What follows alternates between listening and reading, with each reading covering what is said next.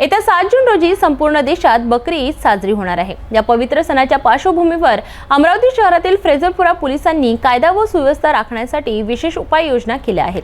त्याच संदर्भात फ्रेझरपुरा पोलिसांनी शुक्रवारी एक रूट मार्च काढून शांततेचा संदेश दिला। बकरी ईदच्या पार्श्वभूमीवर अमरावती शहरातील फ्रेझरपुरा पोलिसांनी शुक्रवारी दुपारी रूट मार्च काढला। फ्रेझरपुरा वरिष्ठ पोलीस निरीक्षक निलेश करे यांच्या नेतृत्वात पोलीस निरीक्षक निलेश गावंडे, पीएसआय राहुल महाजन आणि पोलीस कर्मचाऱ्यांसह क्यूआरटी पोलीस पथकाने या रूट मार्च मध्ये सक्रिय सहभाग घेतला।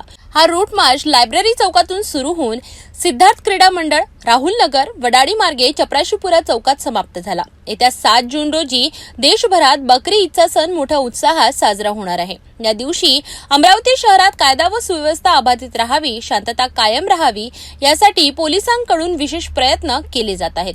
कोणताही अनुचित प्रकार घडू नये यासाठी पोलीस प्रशासन सतर्क असून नागरिकांना सहकार्य करण्याचे आवाहनही त्यांनी केले आहे। याच पार्श्वभूमीवर फ्रेझरपुरा पोलीस निरीक्षक निलेश करे यांनी सर्व मुस्लिम बांधवांना बकरी ईदच्या मनपूर्वक शुभेच्छा दिल्या आहेत। आगामी जे उद्या आपला बकरी ईद निमित्त जो आहे त्या अनुषंगाने आम्ही रूटमार्च काढला। रूटमार्च लायब्ररी चौक इथून सुरू केला होता।